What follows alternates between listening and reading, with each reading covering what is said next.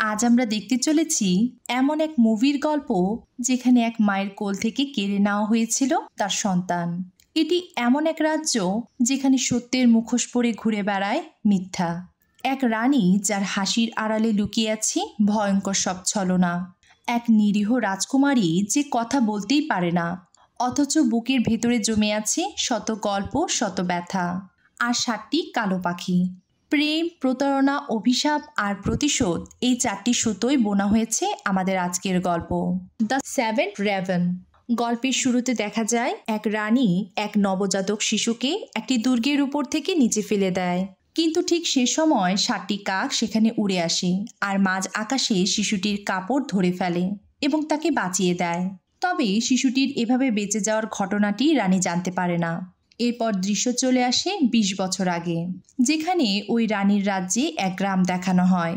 আর গ্রামের বাইরে ঘন জঙ্গলের ভেতরে ছিল এক ছোট্ট কুঁড়ে ঘর। লোকেরা বলে সেখানে নাকি ভয়ঙ্কর এক ডাইনি থাকে, আর সে মানুষের বদলে বিড়ালের বাচ্চা জন্ম দিয়েছিল। এদিকে একদিন গ্রামের এক বেকারি মালিকের ঘরে এক মেয়ে শিশুর জন্ম হয়। বেকারি মালিক ও তার স্ত্রী মেয়েটির নাম রাখে হ্যাজেল। সময়ের সাথে সাথে হ্যাজেল ধীরে ধীরে বড় হতে থাকে, কিন্তু কোনো এক অজানা কারণে তার বাবা মা যেন দুঃখী। আর প্রতিদিন সকালে পাখিরা যখন ডেকে ওঠে তাদের কষ্ট যেন আরও বেড়ে যায়। হ্যাজেল ছিল খুব দুষ্টু ও চঞ্চল। তার শত অপরাধ তার মা বাবা নিঃশব্দে মেনে নেন। একদিন বন্ধুদের সাথে মিলে দুষ্টামি করতে করতে সে তাদের বাড়ির একেবারে উপরের তলায় একটি ঘরে চলে যায়।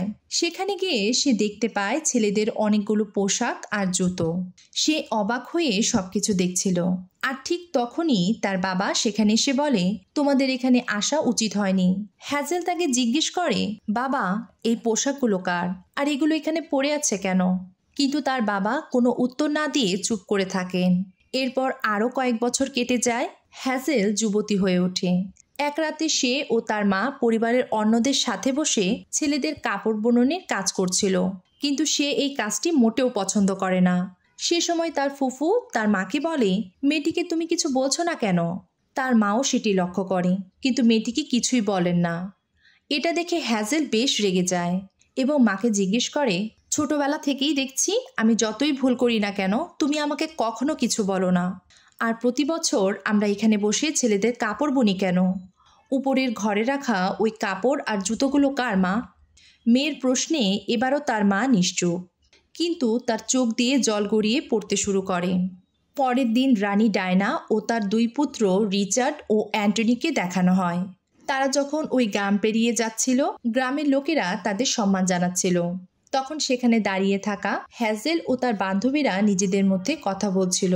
রাজকুমার রিচার্ডের বাবা তার ছোটবেলায় মারা গিয়েছিলেন, আর সেটাও নাকি রিচার্ডের জন্যই। তাই সে ঠিকমতো কথা বলতে পারে না, তোতলায়। তবে তার বিয়ে এখনো হয়নি, কিন্তু সে তো আর আমাদের বিয়ে করবে না। আর এই গ্রাম থেকে যদি ওই 7 জন ছেলে উধাও না হয়ে যেত, তবে আমরাও আজ অবিবাহিত থাকতাম না। এই কথা শুনতেই হ্যাজেল অবাক হয়ে যায় আর বলে, এসব তো আমি কিছুই জানি না। আমাদের গ্রাম থেকে কারা উধাও হয়েছে? তখন তার বান্ধবীরা বলে, এসব কথা জানতে হলে তোমাকে জঙ্গলের ওই ডাইনির কাছে যেতে হবে। পরদিন হ্যাজেল একাই গ্রামের ওই জঙ্গলের পথ ধরে রওনা দেয়। এদিকে জঙ্গলের ভেতরে প্রবেশ করতেই ভেসে আসতে থাকে নানা রকম সব শব্দ। আর যখন সে তার পথ হারিয়ে ফেলে, একটি কালো বিড়াল তার সামনে এসে দাঁড়ায় এবং তাকে পথ দেখাতে শুরু করে। আর সে চলে আসে ওই রহস্যময় কুঁড়ে ঘরটির সামনে। ডাইনির খোঁজে সে ওই কুঁড়ে ঘরটির ভেতরে প্রবেশ করে। হ্যাজেল ঘরে প্রবেশ করতেই ডাইনি তাকে বলে, আমি জানতাম তুমি আসবে। ঘরের ভেতরে অনেকগুলো বিড়াল ঘুরে বেড়াচ্ছিল। হ্যাজেল বলে, তাহলে তুমি সেই ডাইনি যে বিড়াল ছাড়া জন্ম দিয়েছিলে?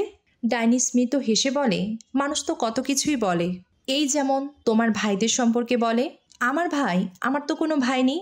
আমি তো শুধু হারিয়ে যাওয়া 7টি ছেলের গল্প শুনেছি এবং সেই সম্পর্কে জানতে এসেছি। তখন ডাইনি তাকে বসতে বলে আর বলে, তোমার 7টি ভাই ছিল, আর তোমার জন্মের আগেই তাদের জন্ম হয়েছিল। তবে তাদের সাথে কি হয়েছিল তার সব লুকিয়ে আছে তোমার মায়ের স্মৃতিতে। এই চিরুনিটা নিয়ে যাও। এই জাদুকরি চিরুনি যখন তুমি তোমার মায়ের চুলে স্পর্শ করবে, সব সত্য তোমার চোখে ছবির মতো ভেসে উঠতে শুরু করবে। হ্যাজেল সেই চিরুনি তুলে নেয়। তখন ডাইনি তাকে বলে, অনেক আগে তোমার মাও আমার কাছে এসেছিল এক সাহায্যের আশায়। আমি তাকে বলেছিলাম এই জাদুর মন্ত্র শুধুমাত্র একবারই কাজ করবে, তবে যেদিন তুমি শুদ্ধ উচ্চারণে এটিকে জাগ্রত করতে পারবে সেদিন এর সাহায্যে তুমি তোমার একটি ইচ্ছা পূর্ণ করতে পারবে। আর তখনই ঘটে সবচেয়ে বড় ভুল। এদিকে হ্যাজেল সেই জাদুর চিরুনিটা নিয়ে বাড়িতে ফিরে আসে। রাতে যখন তার মা ঘুমিয়ে পড়ে, হ্যাজেল তার মায়ের চুলে সেই জাদুকরি চিরুনি বুলিয়ে দেয় আর চোখ বন্ধ করে। তার মায়ের স্মৃতিগুলো তার সামনে ভেসে উঠতে শুরু করে। তার 7 ভাইও ছিল। তারা ছিল খুব দুষ্টু ও চঞ্চল। তারা কেউই মায়ের অনুশাসন মানত না। সারাক্ষণ শুধু দুষ্টামি আর খাবার পেলে কাড়াকাড়ি। তাদের এমন আচরণে মায়ের মুখ থেকে বেরিয়ে যায়, আমার তো মনে হয় তোরা মানুষ না, এক একটা কাক। আর সঙ্গে সঙ্গে তার 7 ভাই কাক হয়ে আকাশে উড়ে যায়।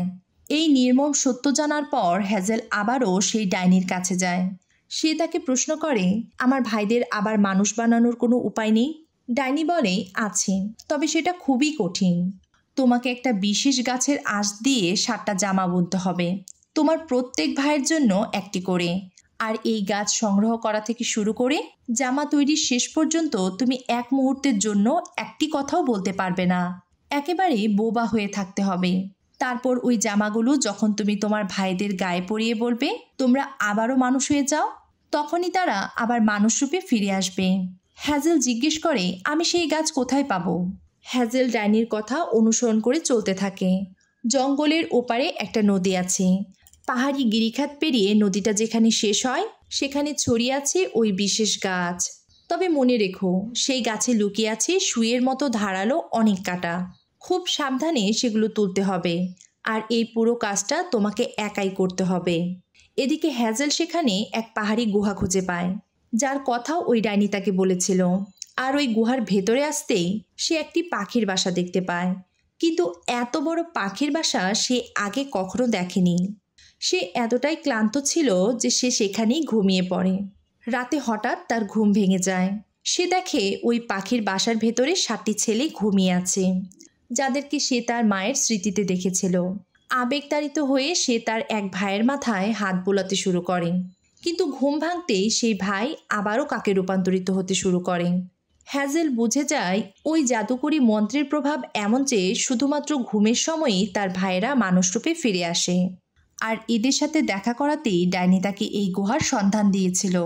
কিন্তু কাকরূপে থাকলেও সে বুঝিয়ে দেয় তারা তার বোন হ্যাজেলকে চিনে ও জানে, কারণ প্রতিদিন সকালে তারাই ওই বাসার উপর দিয়ে শব্দ করে উড়ে যায়। পরের দিন হ্যাজেল ওই গাছগুলো তুলে আনার চেষ্টা করে, আর তার ভাইরা তার বোনের জন্য নতুন বাসা তৈরিতে ব্যস্ত। কিন্তু ওই গাছগুলোর কাঁটা তার হাতে বারবার বিঁধতে থাকে। একসময় ওই গাছের ঝোপে জড়িয়ে সে নিচে পড়ে যায়। প্রচণ্ড ব্যথা আর ব্যর্থতায় সে হতাশ হয়ে কাঁদতে শুরু করে। ঠিক তখনই কাকরূপী তার ভাইরা বোনের কষ্ট দেখে নিচে নেমে আসে। আর ভাইদের এমন ভালোবাসা দেখে হ্যাজেল আবারও উঠে দাঁড়ায়। হাতের ব্যথা আর ওই কাটার আঘাত সহ্য করেই সে আবারও গাছগুলো তুলতে শুরু করে। তার গায়ে আঘাতের চিহ্ন ফুটে উঠতে শুরু করে, তবুও সে থামে না। সারাদিন কাজ শেষ করে ক্লান্ত দেহে সে ওই গুহায় ফিরে আসে, আর ভাইদের তৈরি করা ওই বাসায় ঘুমিয়ে পড়ে। এভাবেই সময় এগিয়ে যেতে থাকে। হ্যাজেল সারাদিন ওই গাছ সংগ্রহ করে আর ক্ষুধা পেলে জঙ্গলের ফল ও মাশরুম খেয়ে জীবন ধারণ করতে থাকে। এভাবেই সে ওই বিশালাকার জমির সব গাছ তুলে ফেলে। অন্যদিকে একসাথে থাকতে থাকতে ভাই ও বোনদের সম্পর্ক আরও ঘনিষ্ঠ হতে শুরু করে। হ্যাজেল গাছ থেকে আঁশ বের করতে সেগুলো নদীর জলে ভিজিয়ে রাখে, আর তার ভাইরা উপর থেকে বোনের দিকে নজর রাখতে থাকে। একদিন হ্যাজেল ওই নদীর পাশে বসে ভুট্টা খাচ্ছিল, আর ঠিক তখনই রাজপুত্র রিচার্ড ও তার ভাই অ্যান্টনি রাজপরিবারের ভুট্টা ক্ষেত পরিদর্শনে এসেছিল।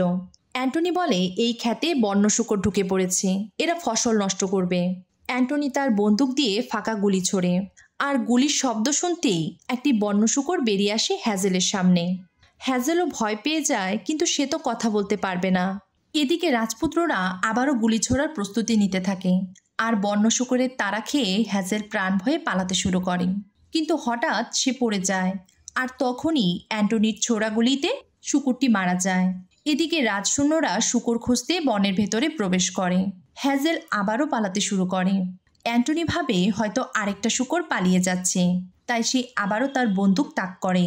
এই দৃশ্য দেখে তার কাকরূপী ভাইরা অ্যান্টনি ও রিচার্ডের দিকে ছুটে আসে এবং তাকে আক্রমণ করে। এসবের মাঝেই অ্যান্টনির গুলিতে একটি কাক আহত হয়ে মাটিতে পড়ে যায়।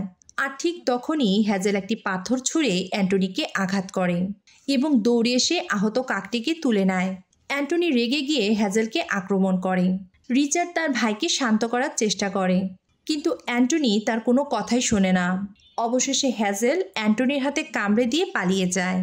অ্যান্টনি আবারও তার পিছু নেয়, কিন্তু রিচার্ড তার ভাইকে শাসাতে থাকে এবং হ্যাজেলকে পালানোর সুযোগ করে দেয়। হ্যাজেল তার আহত ভাইকে নিয়ে পালাতে শুরু করে আর বাকিরা তাকে অনুসরণ করতে থাকে। সে তার আহত ভাইকে নিয়ে ডাইনির কুটিরে উপস্থিত হয়। সে ডাইনিকে ইশারায় সব বুঝিয়ে বলার চেষ্টা করে। বুঝে নিয়ে ডাইনি তার ভাইয়ের ক্ষত পরিষ্কার করে চিকিৎসা করতে শুরু করে। ক্লান্ত হ্যাজেল আজ সেখানেই ঘুমিয়ে পড়ে আর ডাইনি তার চুলে ওই জাদুকরি চিরুনি বুলিয়ে যা ঘটেছিল তা দেখে নেয়। এদিকে মাঝরাতে হ্যাজেল ঘুম থেকে জেগে ওঠে। সে দেখে ডাইনি তার নিজের খাটে ঘুমাচ্ছে। তখন হ্যাজেলের মনে প্রশ্ন জাগে, সবাইকে সাহায্যকারী এই রহস্যময়ী ডাইনি আসলে কে? সে ওই জাদুকরি চিরুনি হাতে নিয়ে ডাইনির চুলে স্পর্শ করে আর তখনই ডাইনির অতীত ভেসে ওঠে। সে দেখে এই ডাইনি আসলে এই রাজ্যের রানী ইসাবেল। রাজা তাকে খুব ভালোবাসতেন। একদিন যুদ্ধ করতে গিয়ে রাজা মারা যান। তখন রানী ইসাবেল ছিলেন গর্ভবতী। এদিকে যুদ্ধক্ষেত্র থেকে ফিরে রাজার বোনের স্বামী অ্যান্ড্রু রানীকে এই দুঃসংবাদ দেয়। সব শুনে রানী ভেঙে পড়েন এবং কাঁদতে কাঁদতে বলেন, রাজা তো তার সন্তান ভূমিষ্ঠ হওয়ার আগেই মারা গেলেন। তখন রানী শোক কাটিয়ে উঠতে এবং তাকে সাহায্য করতে ডায়না তার স্বামী অ্যান্ড্রুকে নিয়ে রাজপ্রাসাদে থাকতে শুরু করে এবং সবার অগোচরে সে এক চক্রান্ত করতে শুরু করে। সে সকলকে জানায় সে ও রানী দুইজনেই গর্ভবতী। যেদিন ইসাবেলের প্রসব ব্যথা শুরু হয়, সে ওই রানীর দাসীকে বাইরে বের করে দেয় আর এক পেয়ালা পানীয় রানীকে দিয়ে বলে, এটা খাও, ব্যথা কমবে। কিন্তু যখন তার ঘুম ভাঙে, রানী দেখে সমস্ত রাজ্যের পাদ্রী ও মহিলা নানরা তাকে ঘিরে দাঁড়িয়ে আছে আর তার বিছানায় বসে আছে একটি বিড়াল ছানা। ডায়নার চক্রান্তে তাকে তখন বিড়ালের বাচ্চা প্রসবকারী ডাইনি হিসেবে ঘোষণা করা হয় এবং পুরো রাজ্যবাসীর সামনে তাকে আগুনে পুড়িয়ে মারার আয়োজন করা হয়। হ্যাজেল তখনও ডাইনির পুরো স্মৃতি দেখতে পারেনি। এর মধ্যেই ডাইনির ঘুম ভেঙে যায়। হ্যাজেল তার চুল থেকে চিরুনি সরিয়ে নেয়। সে হ্যাজেলকে বলে, এখন বুঝেছ, লোকমুখে প্রচলিত সব কথা সত্যি হয় না। হ্যাজেল তাকে ইশারায় জিজ্ঞাসা করে, তুমি সেই আগুন থেকে বেঁচে গেলে কিভাবে? ডাইনি জবাবে বলে, সেখানে এক ভালো ডাইনি এসেছিল আর সেই আমাকে বাঁচিয়েছে। তারপর থেকেই আমি এখানে একা থাকি। সে আমাকে অনেক কিছু শিখিয়েছে। এই জাদুর চিরুনিটাও তারই দেয়া। এদিকে তাদের কথার মাঝেই আহত কাকটি উঠে দাঁড়ায়। হ্যাজেল তার ভাইকে নিয়ে বাইরে আসে। যাওয়ার আগে ডাইনি হ্যাজেলকে বলে, রাতে আমিও তোমার স্মৃতি দেখেছি। যে রাজপুত্র রিচার্ড তোমাকে পালানোর সুযোগ করে দিয়েছিল, সে একজন দয়ালু ও ভালো মানুষ, কিন্তু তার ভাই অ্যান্টনি খুবই নিষ্ঠুর ও স্বার্থপর। তারপর হ্যাজেল আবারও ফিরে যায় সেই পাহাড়ি গুহায়। এদিকে নদীর জলে ভেজানো গাছগুলো আশ ছাড়ানোর জন্য প্রস্তুত হয়ে গিয়েছিল, তাই হ্যাজেল সেগুলোকে রোদে শুকাতে দেয়। এর মাঝেই তার কাকরূপী ভাইরা উত্তেজিত হয়ে ওঠে। হ্যাজেল ভয় পেয়ে ঝোপের দিকে একটা পাথর ছুঁড়ে মারে আর ওই ঝোপের আড়াল থেকে রাজপুত্র রিচার্ড বেরিয়ে আসে। রিচার্ড তাকে বলে, তুমি আমাকে ভুল বুঝছো। আমি শুধু তোমার আর ওই আহত কাকটার খোঁজ নিতে এসেছি। হ্যাজেল শান্ত হয় এবং রিচার্ডকে তোতলাতে দেখে ইশারায় তাকে গভীর এক শ্বাস নিতে বলে। রিচার্ডের কথাগুলো আগের চেয়ে স্বাভাবিক হয়ে আসে। এরপর সে হ্যাজেলকে এখানে থাকার কারণ জিজ্ঞেস করে। হ্যাজেল তাকে ইশারায় বোঝায় যে সে ওই গাছের আঁশ থেকে সুতা তৈরি করে জামা বোনার জন্য এখানে এসেছে। তারপর সে তাকে জিজ্ঞেস করে, তুমি মুখে কিছু বলছো না কেন? হ্যাজেল তাকে ইশারায় চুপ থাকতে বলে এবং রিচার্ডের হাতে কাটা জায়গায় সযত্নে ব্যান্ডেজ বেঁধে দেয়। হ্যাজেলের সরলতায় রিচার্ড মুক্ত হয়ে ফিরে যায়। এদিকে আহত কাকটিও সুস্থ হয়ে ওঠে। নদীর ধারে শুকাতে দেওয়া গাছগুলোও শুকিয়ে গেছে। সে গাছগুলো থেকে আঁশ ছাড়ানোর কাজ শুরু করে। রিচার্ড আবারও সেই নদীর ধারে ফিরে আসে, হাতে ফুল আর কিছু খাবার নিয়ে। সে হ্যাজেলকে তার কাজে সাহায্য করতে চাইছিল আর এভাবে কাজ করতে করতে তারা ধীরে ধীরে কাছাকাছি চলে আসে। একসাথে অনেক সময় কাটানোর পর রিচার্ড ফিরে যায় তার প্রাসাদে আর হ্যাজেল তার গুহায়। পরদিন ঝড়ো বৃষ্টির শব্দে হ্যাজেলের ঘুম ভাঙে। সে দৌড়ে গিয়ে ওই আঁশের গোছা তার গুহায় নিয়ে আসে আর ক্লান্ত শরীরে সে ঘুমিয়ে পড়ে। অতিরিক্ত পরিশ্রম আর ভিজে যাওয়ার কারণে সে গুরুতর অসুস্থ হয়ে পড়ে। বনের অবস্থা দেখে কাকেরা দুশ্চিন্তায় পড়ে যায়। তারা দল বেঁধে রাজপ্রাসাদের দিকে উড়ে যায় এবং রিচার্ডের ঘরে ঢুকে কিছু একটা বোঝানোর চেষ্টা করতে থাকে। আর রিচার্ডও ঘোড়ায় চড়ে রওনা হয় তাদের সাথে। কাকেদের পেছন পেছন পাহাড়ে ওঠে এবং সেই গুহায় পৌঁছে যায়। আর গুহার ভেতর প্রবেশ করতেই সে হ্যাজেলকে অচেতন অবস্থায় দেখতে পায়। সে তাকে কোলে তুলে নেয় এবং ঘোড়ায় বসিয়ে প্রাসাদে ফিরে আসে। রাজপ্রাসাদের চিকিৎসক দ্রুতই তার চিকিৎসা শুরু করেন এবং বলেন, চিন্তার কিছু নেই, ও দ্রুত সুস্থ হয়ে উঠবে। খবর পেয়ে রানী ডায়না ও অ্যান্টনি এসে উপস্থিত হয় এবং বলে, রাজপ্রাসাদকে তো তুমি চিকিৎসালয় বানিয়ে ফেলেছ। আগে অসুস্থ প্রাণীদের নিয়ে আসতে, আর এখন অসুস্থ মেয়ে মানুষ, তাকে এখনই বের করে দাও। এ কথা শুনতেই জানালায় বসে থাকা কাকেরা কাঁচ ভেঙে ঘরে ঢুকে পড়ে। তখন রিচার্ড সবার উদ্দেশ্যে বলে, আমি যেহেতু এই রাজ্যের ভবিষ্যৎ রাজা, জেনে রাখো সে হবে আমার রানী। তোতলা রিচার্ডকে এমন স্পষ্টভাবে কথা বলতে দেখে রানীসহ উপস্থিত সবাই অবাক হয়ে যায় এবং কক্ষ থেকে বেরিয়ে আসে। এদিকে হ্যাজেলের জ্ঞান ফিরে আসে। সে ওই গুহায় ফিরে যেতে চায়, কিন্তু রিচার্ড তাকে বাধা দেয়। হ্যাজেল তাকে ইশারায় বোঝানোর চেষ্টা করে জামা বোনার জন্য তার ফিরে যাওয়া জরুরি। রিচার্ড তাকে বলে, তুমি সুস্থ হলে এখানে বসেই বুননের কাজ করতে পারবে। অন্যদিকে রানী ডায়না গিয়ে অ্যান্টনিকে বলে, আমাদের পরিকল্পনা সব ভেস্তে যাচ্ছে। রিচার্ডের তোতলানো বন্ধ হয়ে গেছে, তাই সেই এখন রাজা হবে। অ্যান্টনি বলে, আমি এখন কি করব? ও যখন ভয় পায় তখনই তোতলায়, তাই ওকে ভয় দেখাতে হবে। যদি সে আবারও তোতলাতে শুরু করে তাহলে আমরা একটা সুযোগ পাব। পরদিন সকালে রিচার্ড তার 2 সেবককে নিয়ে ওই গুহায় যায় এবং কাপড় বুননের আঁশগুলো নিয়ে রাজপ্রাসাদে ফিরে আসে। হ্যাজেল যখন দেখে রিচার্ড তাকে কাপড় বোনার জন্য প্রাসাদেরই একটি কক্ষের ব্যবস্থা করে দিয়েছে, সে খুব খুশি হয় এবং রিচার্ডকে চুমু দিয়ে তার ধন্যবাদ জানায়।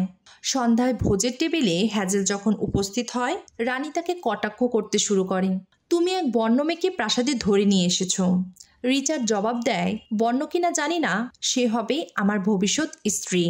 রিচার্ডের দৃঢ়তায় ডায়না বুঝে যায় তাদের পুরনো পরিকল্পনা আর কাজ করবে না, নতুন কিছু ভাবতে হবে। সে অ্যান্টনিকে নিয়ে নিজের ঘরে ফিরে যায়। সবাই চলে গেলে রিচার্ড তখন হ্যাজেলকে বলে, তুমি আমার পাশে থাকলে আমি কখনোই তোতলাই না, আর আমি চাই তুমি চিরকাল আমার সাথেই থাকো। পরদিন সকালে রিচার্ড তার মা ডায়নাকে জানায়, আমি কালই হ্যাজেলকে বিয়ে করতে চাই।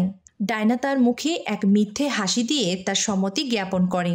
পরদিন মহা ধুমধামে রিচার্ড ও হ্যাজেলের বিয়ে হয়ে যায়। তবে কেউই জানে না হ্যাজেলের এই নীরবতার রহস্য কী। রাতে বিয়ের ভোজে সবাই যখন আনন্দ করছিল, হ্যাজেল তখনও তার বুননের কাজে ব্যস্ত। এদিকে রানী ডায়না এক নতুন চক্রান্ত করে। সে হ্যাজেলের একান্ত আপনজনের মতো তার কাছে এসে দাঁড়ায়। এভাবে আরও কয়েক মাস কেটে যায় আর হ্যাজেল গর্ভবতী হয়ে পড়ে। তবুও সে তার কাপড় বোনার কাজ চালিয়ে যায়। সমস্ত কাপড় বোনার কাজ প্রায় শেষ। এবার সে জামা তৈরির কাজ শুরু করে। রানী যেন তার প্রতি আরও যত্নবান হয়ে ওঠে। সে তার খাবার দাবার থেকে শুরু করে প্রতিটি বিষয়ে খেয়াল রাখতে শুরু করে। এরপর হ্যাজেল যখন তার গর্ভাবস্থার শেষ দিকে চলে আসে, তখন রানী এক মিথ্যার আশ্রয় নেয়। সে রিচার্ডকে ডেকে বলে, আমাদের রাজ্যের বাইরে কিছু ছোট রাজ্য বিদ্রোহ করতে শুরু করেছে। সমস্যার এখনই সমাধান করা না গেলে তা বড় হয়ে উঠবে। এদিকে হ্যাজেলের গর্ভাবস্থার একেবারে অন্তিম মুহূর্ত। রিচার্ড হ্যাজেলকে নিয়ে নৌকা ভ্রমণে ব্যস্ত। রানী ডায়না শুরু করে তার পুরনো চক্রান্ত। সে এসে রিচার্ডকে জানায়, খবর এসেছে বিদ্রোহীরা তোমার ভাই অ্যান্টনিকে আটকে রেখেছে, তোমাকে এখনই যেতে হবে। রিচার্ডের আপত্তি সত্ত্বেও ডায়নার ক্রমাগত জেদের কারণে সে বাধ্য হয় হ্যাজেলকে এই অন্তিম মুহূর্তে ছেড়ে যেতে। সে কয়েকজন সৈন্য নিয়ে তার ভাইয়ের খোঁজে বেরিয়ে যায়। প্রাসাদের ছাদে দাঁড়িয়ে হ্যাজেল রিচার্ডকে বিদায় জানায়। রাতে সে যখন তার ভাইদের জন্য শেষ জামাটি সেলাই করছিল, তখন রানী ডায়না তার রুমে প্রবেশ করে। সে তার জন্য এক পাত্র পানীয় নিয়ে আসে এবং বলে, আজ থেকে রিচার্ড ফিরে আসা পর্যন্ত আমি তোমার সাথেই থাকব। এবারও সে কৌশলে হ্যাজেলের প্রিয় দাসীকে বাইরে বের করে দেয়, কিন্তু পানীয় মুখে দিতেই হ্যাজেলের সন্দেহ হতে শুরু করে। রানী ঘুমিয়ে পড়ার পর হ্যাজেল সেই জাদুকরি চিরুনি রানীর চুলে স্পর্শ করে, আর চোখ বুজলেই বেরিয়ে আসে সেই স্মৃতি। রানী ডায়নার ভাই এই রাজ্যের রাজা যখন যুদ্ধে গিয়ে মারা যান, তখন সে মিথ্যে গর্ভবতী সেজে অভিনয় করতে শুরু করেন। গর্ভাবস্থার একেবারে অন্তিম মুহূর্তে সে রানী ইসাবেলকে এই পানীয় খাইয়ে অচেতন করে দেয় এবং তার সদ্যজাত সন্তানকে চুরি করে নিয়ে যায়। আর রানী ইসাবেলের বিছানায় একটি বিড়ালের বাচ্চা রেখে দিয়ে ঘোষণা করে, এই মহিলা এক ডাইনি।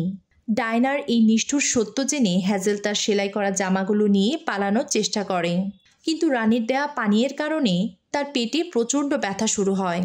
ডায়না তখনই জেগে ওঠে এবং খুশি হয় যে হ্যাজেল তার ফাঁদে আটকে গেছে। পানীয়র কারণে রানী ইসাবেলের মতো হ্যাজেলও এক গভীর ঘুমে আচ্ছন্ন হয়ে পড়ে, আর রানী তার নবজাতক শিশুটিকে নিয়ে দুর্গের ছাদ থেকে নিচে ফেলে দেয়, আর 7টি কাক এসে বাচ্চাটিকে বাঁচিয়ে ফেলে। কিছু সময় পর হ্যাজেল যখন ঘুম থেকে জেগে ওঠে, সে দেখে তার বিছানায় একটি কাক বসে আছে এবং চারপাশে সমস্ত রাজ্যের পাদ্রী ও মহিলা নানরা তাকে ঘিরে দাঁড়িয়ে আছে।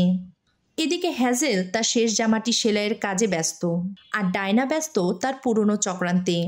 এই সুযোগে ডায়না হ্যাজেলকে ধরে জেলে পাঠিয়ে দেয়।